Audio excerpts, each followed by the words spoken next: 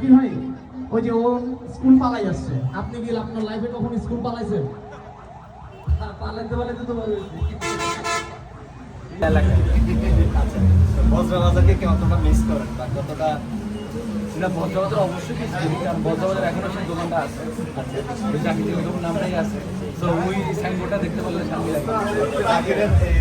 Tiger net কি আছে? অবশ্যই সারা জীবন না, বরং আরো অন্য দরকার।